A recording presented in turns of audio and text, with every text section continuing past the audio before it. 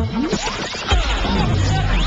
listening to the only GLBT sports radio show in the nation. Compete Radio is on 1480 KPHX.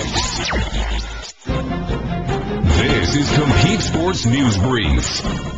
I'm Buddy Early, and this is another Compete Sports News Brief. NFL owners and players were ordered this week by a federal judge to sit down and work out their differences. U.S. District Judge Susan Nelson ruled that a chief magistrate judge would mediate the sessions.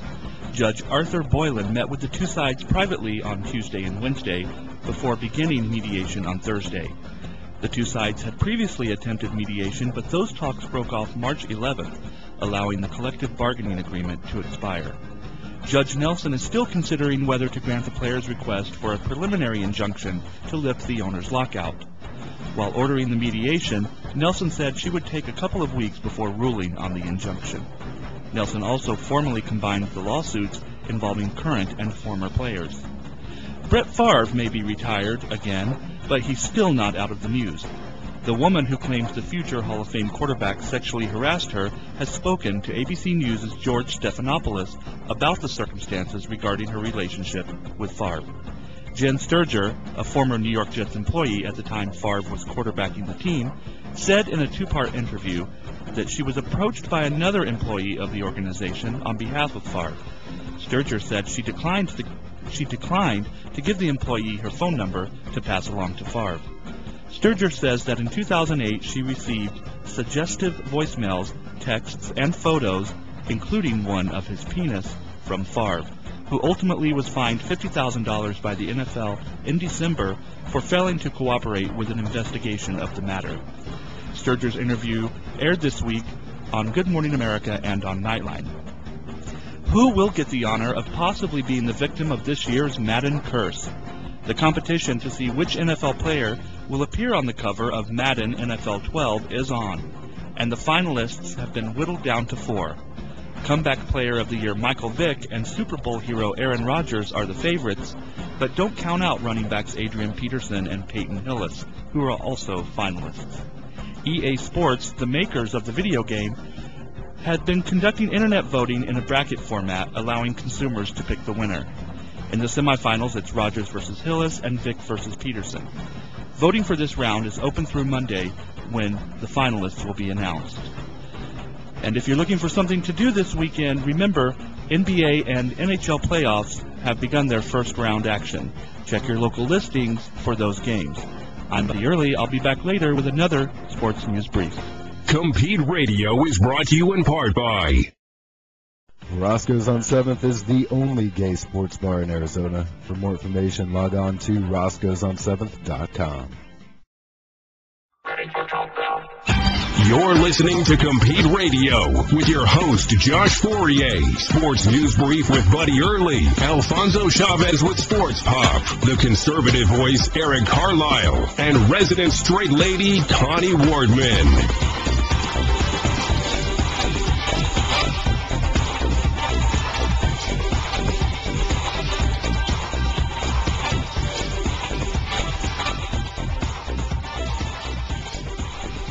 And welcome to the show. I'm your host, Josh Fourier, here with Alfonso, Connie, Buddy, and Eric. I feel so bad. Before we even get started, I have to just talk about poor Kirstie Alley. Her shoe fell off. Second week now with her cursed Dancing with the Stars drama. How is it that over the radio you call it a shoe, and earlier this morning it was her hoof? Now, Connie, there was a reason for that. That's what I was trying to get to. Maybe she changed species over the last few hours. You never can tell. I like Kirstie. Hope she wins. I think she got kicked off, didn't she? I don't watch it, so I don't know. Yeah, I don't watch it either. It was George Lopez the other night was talking about her whenever it initially happened, and he referred to it as a hoof. Which is why. if that's true, that's like the second time he referred to her feet as hoofs. Oh, jeez. Poor girl. Is she still on, or did she get booted? I don't watch it. I'm not a Dancing with the Stars gay. I'm a different kind of gay. A different kind of gay? Yeah. I'm a RuPaul's Drag Race gay. You're Dancing with the Stars, but your type of star is Colton Ford. Well, speaking Who the heck's Colton Ford? Speaking of gay, there's a lot going on in sports pop this week. I was speechless. This is Sports Pop.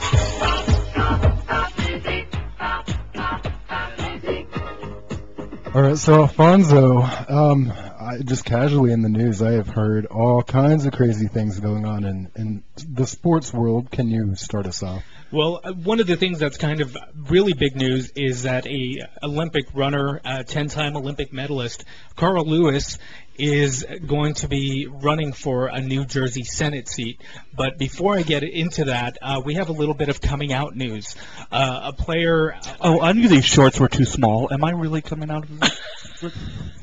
My hot pants that I wear at every radio hang show? tight Taping? instead of loose, buddy. Yeah. Well, you keep those hot pants on, buddy, and, people will use the term hot to describe you, maybe. Showing off my hot pocket. Yeah. Enough about that. Well, We've gone downhill already. How quickly? Back to the coming out news for this week. Connie has finally come out then, is that what? As the what?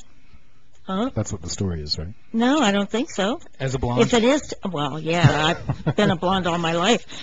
Connie with her blonde head. Is it commercial time yet? Yeah, so can we talk about this topic now? Yes, who's coming up? A player that we only know of by the name of Michael, who plays for the Brazilian volleyball team. Now, I don't speak Portuguese very well, so I'm going to try. I think it's Vôlei Futuro. Came out. Good try. Yeah, he actually came out on national TV on a TV show called Global Esporte after an entire arena of volleyball fans were shouting the homophobic version of the F word at him during a volleyball game. That's not nice. Yeah, I mean, there aren't too many details about it. We just know that, the guy came out, his name is Michael, he played for this team. And some of us may recall a similar event with a player who was already out, Gareth Thomas, the Welsh rugger, who had a similar experience in a rugby match, again, after he had just come out. Well, Argentina, I remember retired NBA player Matt Fish had been down there playing off season, and they killed a referee. So they take their sport seriously. No, this was basketball. Oh, wow. Yeah. So, now, well, is it kind of a known fact, or a rumor within the public over there that this guy has been? There was not really much on this, except there was a video of him being interviewed on the show, which was, again, in Portuguese, so I really couldn't. It sounds like Clay Aiken. Nobody really knew until he said something. I had no clue. Yeah, and that's all we know, so... That's really, really... So what prompted the whole gay slander term? Again, there really aren't many details about this story. Well, how did it was the heels and the lipstick. I think that's what it is. How did he come out? What did he... I mentioned that he came out on a TV show called Global Esporte. Yeah, but in Brazil. Was it like a random, by the way, I'm gay, or... I really don't know because it was in Portuguese, as I may have said a few times. Back to that one again. Yeah. Mary, Mother, and Joseph. Yeah. Okay. So on to Carl Lewis. Now we remember Carl Lewis as a huge track and field star in the 80s. I'm sure you remember who he is, Eric, because it was in the 1980s, right? He was married to Jackie Joyner Kersey, right? Not so much. Oh, really? I found the one thing Eric doesn't know about from the 80s.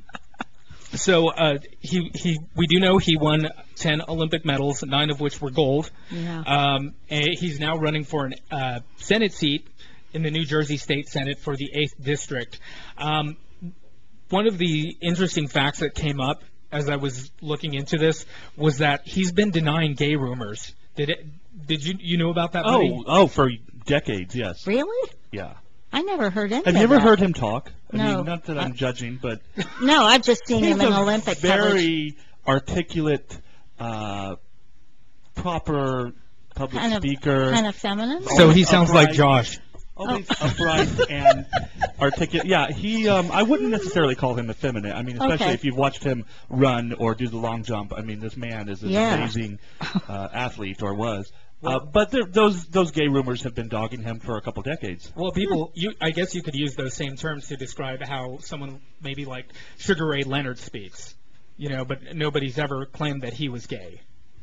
Well, and in addition to the way he speaks, he's always been very manicured in his look from head to toe, and I think that's led to some of the rumors too. Quit talking about me, guys. It's embarrassing. Well, maybe he's just trying to avoid wind resistance by having, Oh, there you go. Coming up. Well, I'd never heard anything about the gay rumors, so that part was new to me. But he's actually going to be running against Republican incumbent Don Adagio. I hope I pronounced that correctly. And what they're saying is what is going to be a challenge for him is that he's running as a Democrat. Who, Carl Lewis. Carl Lewis? Carl Okay. Lewis is running. Dawn is D-A-W-N. Oh, Dawn okay. is she. Okay. Is that this is a predominantly Republican district. But the belief, I guess, I'm not sure whose belief this was, but maybe it's his team or the people who are his election committee or whatever. The belief is that he's rich and famous enough that he's going to be able to compete in this predominantly Republican district. Well, if they're not giving out gold medals, does he really want to? But the interesting thing is that there's almost a little bit of carpetbagging here because we need to grow up. That's a political term from the 19th century. Josh. For Connie, once, I'm not laughing about it. Connie and okay, I'm not sure. So go ahead, buddy. Okay, so. Okay, apparently people don't know I'll what the word explain later. carpetbagger means. A la Hillary Clinton, when she went in and ran for the Senate in New York State, the big deal was she's not really a New Yorker. She's not from New York. Carl Lewis, has spent most of his years in Texas and California, and now had to actually register to vote in New Jersey very recently, so that he could even be a resident and run. So I'm not sure how long he's lived in New Jersey or how long he plans on living in New Jersey. I think Snooki's going to run, isn't she? Who knows? At least I didn't call her Snacky like last time. Well, a couple of other facts people may know or may not know about Carl Lewis is that he was awarded Sportsman of the Century and Olympian of the Century by the International Olympic Committee and Sports Illustrated, respectively. He also has numerous Athlete of the Year awards from Track and Field News, and he set records in the 100-meter as well as the 4x100 and 4x200-meter relays. Now, these are world records, and he still holds the world record for the long jump set at 8.79 meters back in 1984. All those calls coming in. Keep them coming. Well, yeah, speaking of calls, we'll pick up on that a little later in the show. But, yeah, I was really surprised to see the phones light up last week on our special guest we had in. But log on to Compete Radio. We'll take a break. We'll be right back after this. Stay with us.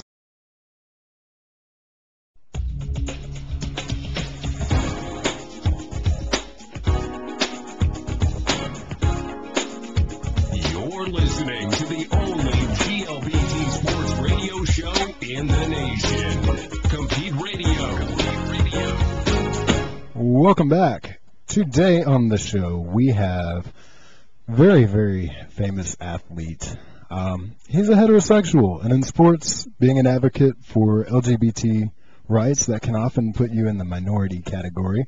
But that didn't stop our guest today. His name is Hudsen Taylor. He's a 3-time NCAA All-American Wrestling Champion. He's been featured in the New York Times, Huffington Post, and on MSNBC. He's also the founder of AthleteAlly.com. Hudsen, welcome to the show. Thanks for having me. It's an honor to have you on the show today. For those of our listeners that don't know who you are, can you just give us, maybe a brief history of who you are and what you stand for? Who I am and what I stand for. I was a competing wrestler. I guess I still am.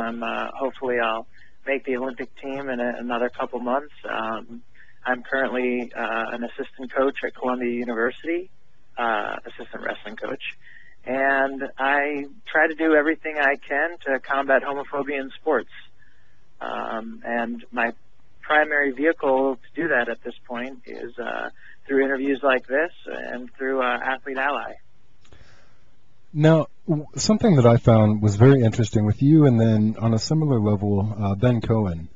What I found about you guys that I thought was interesting is if you notice in life, whether it be politics or religion or whatever kind of, charitable beliefs, anything that people fight for, I notice oftentimes it's the majority that people fight for things as far as equality or anything along those lines for kind of selfish reasons. They fight for themselves to be able to have equal rights for themselves. And I guess where I'm coming from is you are not gay. You're straight. You're married.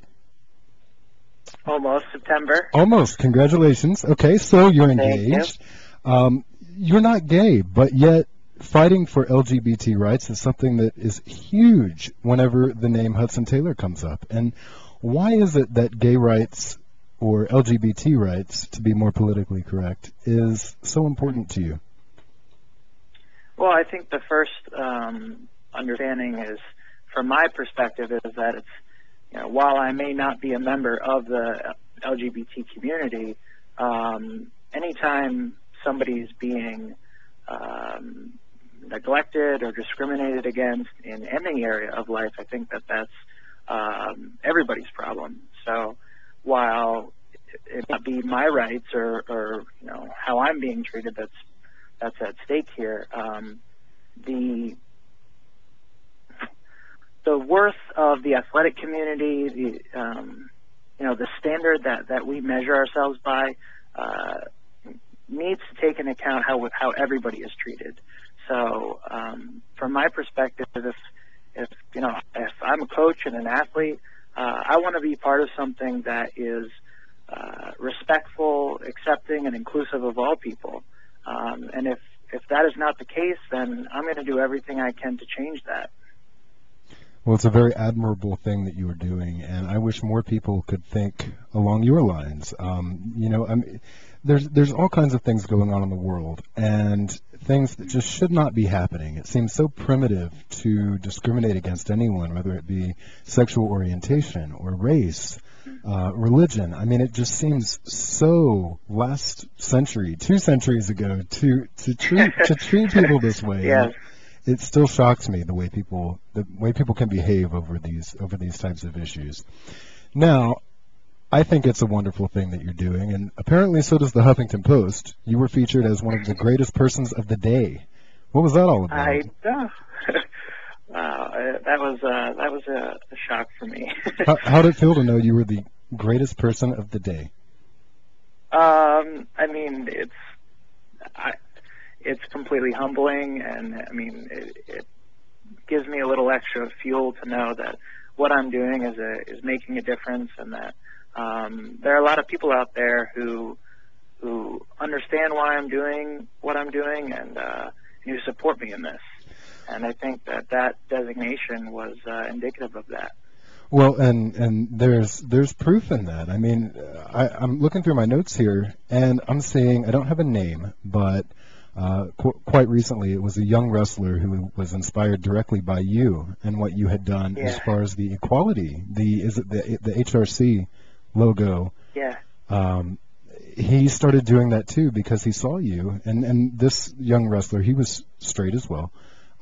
He was so inspired by what you had done, he wanted to send that message out as well, that LGBT discrimination is totally unacceptable, and so I applaud you for what you stand for and what you continue to do. I think it's amazing. Thank you so much. Yeah, and I think that the issue of homophobia and transphobia, whether it's in sports or any area of life, will only be eliminated when we can encourage, educate, and empower the straight members of our community to speak out and to take a stand. So seeing somebody who's in high school who obviously is potentially facing a lot of stigmas by wearing that sticker, is incredibly moving for me, and just shows me that there are a lot of athletes out there, a lot of individuals out there who are really ready to take this step and to speak out and to make sure that athletic integrity and sort of a 21st century idea of what it means to be a sportsman. What is sportsmanship? I think that there are a lot of ideas at the heart of athletics that very much are against homophobia and against discrimination. And I think there are a lot of athletes who are ready to do this, and I'm excited to be a part of that. And we're all excited to see what happens. I'm sitting back and watching, and I am so happy at what I'm seeing, especially from the people last in the world I would ever consider being an advocate for LGBT rights. Straight athletes, of all people. So I want to know a little more about you and your personal life. I saw a photo of your fiancée, and you really know how to pick them. She is gorgeous. I lucked out, definitely. Well, I mean, you two make such an attractive couple. How long have you known her? Does she support what you do as far as your move for LGBT rights? Leah and I have been together for just over 5 years. So she and I have grown together in this and have she has been an integral part to me speaking out as an ally. Sometimes it's easy to think that I'm doing this alone and that I'm carrying all the weight here, but truth be told, Leah has played a tremendous role in this, in that whenever I had doubts, whenever I was insecure about speaking out or anything I'm doing, she's always been there to encourage me, and vice versa. Anything she's doing, I'm there to support her. So, one person can feel like an island, but two people can really feel like an army, and I've had a tremendous partner in that, and I know that together there's really nothing that we can't accomplish. Yeah, that's so priceless to be able to have someone like that in your life. I know a lot of people are probably a little jealous right now because they wish they had someone in their lives that offered that amount of support. But I'm so incredibly happy for you both, and I truly wish you all the best. Thank you. Absolutely. Now, as far as your career, I've heard talk about the Olympics. Is this true or false? This is true. I still have a lot of obstacles to overcome. As a competing wrestler in college, the style is very different than what is done at the Olympics. So I do have a bit of a learning curve that I have to get into, but I'm 24 years old. I love my sport. I'm healthy. I'm happy. And I think the sky's the limit. You get back what you put in. So at this point, I'm eager to achieve my goals and to make it to the Olympics. And I know that if I dedicate myself to it and tailor my wrestling, so to speak, to freestyle, which is the style that you wrestle in the Olympics, I think I'll be happy with the outcome. Well, so it's a long road ahead, but I have a lot of wonderful people in my life who are helping me get there. Sure, and over here at the Compete offices, we are all absolutely rooting for you, and I know you're going to make it. You're going to do really well. We all need to do everything we can to be mindful of our words and actions, and when we do that, we're going to create a world that is more respectful, open, and inclusive of all people, and that's going to be a better place for everybody. All right, well, Mr. Hudsen Taylor, thank you very much for being on the show. It was truly an honor having you on, and you are more than welcome back anytime. The honor was all mine. Thank you so much. All right, thanks again. We need to take a quick break, but we'll be right back with more. Be sure to log on to CompeteRadio.com for news, information, hot topics, and more. We'll be right back. You're listening to Compete Radio. This is Compete Sports News Brief. I'm Buddy Early with another Compete Sports News Brief. It's good news for the University of California's baseball program. After it was previously announced that it would be eliminated at the school, a fundraising effort by players, alumni, and supporters has managed to save it from the chopping block. Last week, financial commitments totaling $9 million were presented to Cal's chancellor. It was $1 million short of the $10 million goal, but university officials were confident enough that the additional money would be raised, so they announced the news anyway. Down the road in San Diego, the news isn't so good. A former coach and two former players at the University of San Diego were charged this week with participating in a scheme to influence the outcomes of college basketball games. Among 10 people indicted as a result of the federal probe were former players Brandon Johnson and Brandon Dowdy, and former assistant coach Thaddeus Brown. The group is accused of conspiracy to commit sports bribery, operating an illegal sports bookmaking operation, and distributing marijuana. Johnson, who is the Toreros' all-time leader in points and assists, is accused along with Brown of approaching a UC Riverside player in February with the hope of getting that player to fix the outcome of the game. Officials from the USD Athletic Department are cooperating with the FBI's investigation. In college basketball, the top men's and women's players in the nation were awarded the Wooden Award, and there were no surprises. BYU guard Jimmer Fredette won on the men's side, and Connecticut's Maya Moore won her second consecutive honor.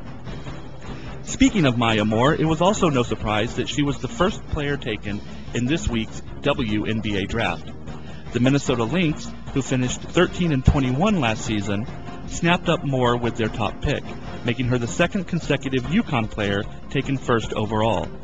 Tina Charles went number 1 to the Connecticut Sun last year and ended up earning the league's Rookie of the Year award.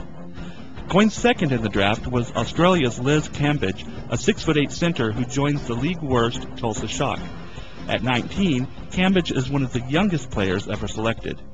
It is uncertain at this time whether she will play in the league this season or stay down under to practice with the Australian national team in preparation for the 2012 London Olympics.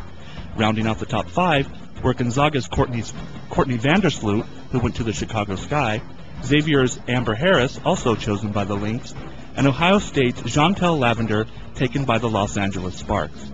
Training camps open May 15th, and the WNBA's 15th season begins June 3rd. I'm Buddy Early, and this has been another Compete Sports News Brief. This is Sports Pop.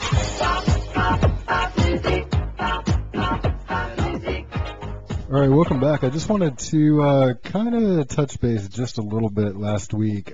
Thank you, everyone that called in. We got hundreds and hundreds and hundreds of calls.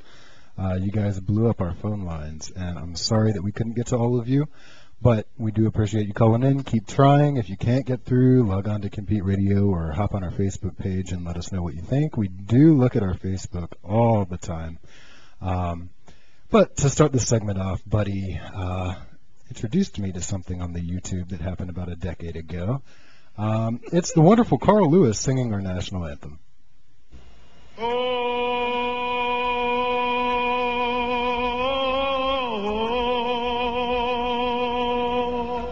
Oh, Lord. Oh, say, can you see? And the rockets, red flag. No, but Whoa. sadly I can hear. Oh, say, can you sing would be more appropriate. Okay. So, Buddy, You switched from melody to harmony. Oh, bless his heart. Buddy. Oh, again? Okay. Oh, no. Okay. Oh, no. Oh, no. Yeah, Buddy, that was horrible. So that I'm was. sorry I introduced you guys to that. Now you're melded. Yeah, somebody in your should have mind. put a Japanese hammer hold on his tonsils. Actually, it's catchy. I'm going to be singing that all day around the office. Oh, say, can you see? No, You know it's what? Jose Canseco, isn't it? Yeah, that's wait. going to be one of those things I keep singing to myself all day, kind of like when they did that episode of the A-List and Riken sung that song and couldn't quite hit the note, and I kept doing it because it was fun to miss it. Oh, dear. Anyway. So that was like for real? That wasn't a prank or anything? No, he was chosen to sing the national anthem before a Houston Rockets game, where he has lived most of his life in Houston. Yeah, it was not a good choice. Oh, poor guy. I How think that's why embarrassing. he's running for office in New Jersey, where Houston threw him out. So either we're really desperate for news that we're covering things that happened a decade ago, or We're just presenting some information our listeners may not have known about. I had never heard of that. Yeah. That was. It's one of those things I guess you just have to hear once in your life. Oh, I hope not. Well, I do have to say I'm really impressed with Buddy because no matter what we talk about, Buddy knows about it or knows something He about does. it. We just refer to Buddy instead of Google. The endless wealth of information Buddy has. So, Alfonso, what else do you have for us within this decade? You know what? There's a lot of fan craziness out there, and I don't know if it's a combination of people just getting really excited over their team, or they don't get out much, or they're drinking, or maybe it's the altitude that they're in the seats that are so high that they don't get enough oxygen to their brain. I don't know what it is. Combination of everything. Yeah. You know, the combination of alcohol and altitude is not the same as getting happy, as Shirley Is that Q. Licker AA? once said. Okay. Well, actually, this was something you had brought to my attention, Josh.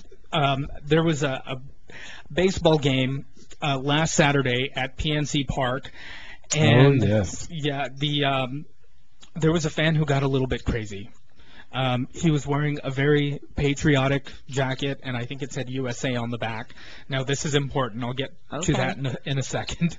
And, I mean, the game hadn't even gotten to the 7th inning stretch when this guy started using, quote-unquote, excessive foul language and disrupting other fans' enjoyment of the game, according to Director of Communications for the Pirates, Brian Warecki. So some police or security came to escort this guy from his seat because people were very unhappy with his behavior, the other fans in the area. And he's going down the stairs being escorted, and some guy walks up to high-five him. So he high-fives this guy, and while this is taking place, everybody there is chanting USA because of his jacket. And after he high-fives one guy, he just, like, shoves this other guy for what seemed like no reason. And an officer tases him. Oh, my. Now, the taser has no effect on the guy. And it looked like it might have been caught in his jacket sleeve or something, and it didn't quite hit his skin. So this confrontation takes place between this guy and an officer. So the officer hits him in the neck with his club. Oh. And the guy stands there. Nothing. So the officer hits him again. Nothing. So, it got pretty violent. Yeah, they basically had to take him out by the knees, like two officers, and wrestle him down to the ground. Yeah, it was not fun to watch. If my mom had been there, she would have just said, she would have sent him out to get a switch, and then it would have been over. She would have given him the mom look, where you just and know. that would have been the end of absolutely. You know, my tia Angie could have just given him a look that would have stopped him dead in his tracks. Mm-hmm. Well, you know what fan is short for? What? Fanatic. Exactly. Oh, remember, do you guys, I'm sorry, buddy, you just, okay. He covered that in Necessary Roughness, was it, or You're not going to the fan meant thing. fanatic? Probably. Alfonso, I had a revelation here, and you just totally, like... What's your revelation? I'm sorry. You guys remember whenever I asked you if you knew what drag... Yes, Eric. If you knew what drag stood for? Dressed like a girl. And I said dressed like a girl, and Connie's like, Josh, you went to college. What are you doing? Well, I found it. It's dressed resembling a girl. Yeah, that's what my guess was, that it was. Well, thank you for saying that last week, Alfonso. Well, I think You're welcome. I think Connie dresses resembling a girl. Are you in drag? I try every once in a while. Yeah. That she speaks through her tracheotomy. Oh, that's nice. That's nice. Yeah. So, basically, he had to be wrestled to the ground before he was handcuffed and carried out of PNC Park. Now, when I saw the Good land in video, heaven. I only saw the part where they were hitting him with the nightstick, trying to, and nothing was happening. Yeah. Is the previous part on video, like, what exactly was he doing They that got him removed? Yeah, and they don't show what happened. The only thing I found, again, was this comment by Brian Warecki, communications director, of the Pirates, where he said that the guy was disrupting people's enjoyment of the game. He was probably screaming like a banshee, and people got tired of hearing him. Buddy, what NBA player got spit on last week? What happened with that? Do you know? Well, Grant Hill Yeah, actually had a that's situation where a fan had spit in his direction and said something derogatory about him. And they took him down pretty tight. They didn't did. Yeah, he had. I think Grant Hill had him removed from the arena. Are they ever going to let you go back to another game? You know, there's an appeals process, and I was on some medication. It wasn't called Bud Light. Yeah. But you bring up a good point, Alfonso, because, you know, obviously I'm going to assume that this gentleman was doing something that warranted him being removed and was probably, 5, 6, 7 beers in. Yeah. And that's the thing about people who go to sporting events nowadays, because they are paying large ticket prices, they think they're entitled to a lot more than the game that they're seeing. Aren't they? No. I mean, it's when no matter you buy a ticket, right. You're paying to be entertained by the basketball team or the baseball team or the football team or whatever sport you're seeing. That's what you're paying for. You're not paying for the right to disrupt the people around you. Listen up, Yankees fans. To get drunk and start fights, to throw things onto the field. That's not part of your ticket price. And nowadays you see a lot of people will not take their families to sporting events because they don't want their They don't want that environment. Well, and it's so expensive. I mean, who can afford to bring a family to a game these days? But coming from the Pittsburgh area, and this happened in Pittsburgh, you're right. He was probably into his second or third six-pack somewhere along the line. Sorry, Pittsburgh. Nothing against Pittsburgh, but Pittsburgh's also an industrial city. It's a steel town very known for blue-collar, hard driving, hard drinking, hard working people. People in Pittsburgh, Cleveland, Cincinnati, Eastern Europe. Yes, they take their sports very seriously. Geography 101 and a lot of, will commence later. They have to endure a lot of rough weather, a lot of tough conditions in their life. They go to the sporting event, and that's where they're going to let loose and get whatever they can, and if that means disrupting the whole scene. And they've started it probably before they ever left home, and then they have the tailgate party in the parking lot. Lord. And that's before they even get into the game. Right. So, yeah. But, I should say it's not limited to those Rust Belt cities or those industrial cities, because we had an unfortunate incident on opening day this year where Dodgers fans put a Giants fan in the hospital after the game. Yeah. Actually, did lot. you hear about what went on within the last week where the players from both teams was it at Dodger Stadium? It was where at this Dodger happened? Stadium, yes. And they basically told their fans to let the rivalry stay on the field. Yeah, but the guy's still in the hospital. So that doesn't really Yeah, help but the situation. I understand that, but I mean, it's actually the athletes, the organizations taking some kind of action to show people, This yes, isn't we acceptable. that there's a rivalry, but but I'm not going to applaud them for that, for doing what's right, for saying what's right. It's still and Dodgers fans have a history of being violent and of starting fights with particularly Giants fans, because that's their big rivalry. But anybody who comes in, they're kind of like Raiders fans. or as my people like to call them, Los Doyers. The Doyers! Yeah. Doyers. I never heard that. It's pronounced dryers, but I prefer Briars. That's ice cream, actually. It was so bad, actually, that the Dodgers organization brought in like this big former government security specialist, is something like that, to have their security now. And now it's unfortunate, because now you go to a Dodgers game and there's a huge police presence there that doesn't have to be there. I mean, you would think wouldn't have to be there, but it's unfortunate. All right, we need to take a break. We'll be right back with events from your neighborhood and around the world. Make sure to log on to CompeteRadio.com for news, information, hot topics, and more. We'll be right back in about 90 seconds. Compete Radio is on 1480 KPHX. Log on to CompeteRadio.com for news, information, hot topics, and more. Hey everyone, this is Hudsen Taylor. You're listening to Compete Radio. Compete Radio is brought to you in part by Thomas Eye Care, located in Paradise Valley. Call 602-996-9906 to schedule your eye exam today. You're listening to the only GLBT sports radio show in the nation. Compete Radio. Welcome back. It's time for events in your neighborhood and around the world. Eric. There was a hilarious event last night I'm going to tell you all about. I was having a party at my house like I usually do on Monday nights. So this was Monday night. It's mac and cheese night. So we had a replay party last night. Jimmy Dean was there. So anyway, Oscar Mayer. I don't know if any of you are big Nightline fans, but on Monday night they had the whole cast of The Facts of Life were on the show. Including the TV Land Awards. Yeah, they won the TV Land Awards, and then the following day on Tuesday they were actually on the Today Show or the Good Morning America or something. Anyway, the old woman who played Mrs. Garrett, it was Rue McClanahan. Charlotte Ray. Pardon me, Charlotte Ray. How are you're like you're for 2 on your 80 stuff today, Eric? Old women all look alike. What can you say? She's 85. God bless her soul that she's made it this long. But when she accepted the TV Land Award, her comment was, and I'm quoting or something like this, not exactly, so don't take this as a quote. I'm quoting, not exactly. She said, I'm so glad all my girls turned out straight. Ooh. As in, like, heterosexual? It caused quite a conflict. Was Nancy McKeon there? Yes, the entire cast was there. Did the camera go immediately to Nancy McKeon? The star of Lifetime Movie Networks, Nancy McKeon? But even the host from Nightline, and I'm going to say it's something Amirpour, but it wasn't her. It wasn't Christina Amirpour or whatever. It was one of the other ladies. It was somebody else from some TV station. She actually called her on it, and Mrs. Garrett said, "Holy expletive!" right on Nightline. So she meant straight as in straight and narrow, not straight as in Monica Lewinsky or something. I don't know. Sexual preference. Yes. Who talks like that? Holy expletive? I just say the word. Mrs. Garrett, evidently. Yeah. Did you know She actually said the word. I said the expletive. What was the word? The S word. I'm not going to say it. Oh, Did come on. you- Was Snooki part of that cast? Did you see that video a while back where they just show her going off about Joan Collins, how she didn't like Joan Collins, and No. Joan Collins is like, who is this cow? I have no idea who she is.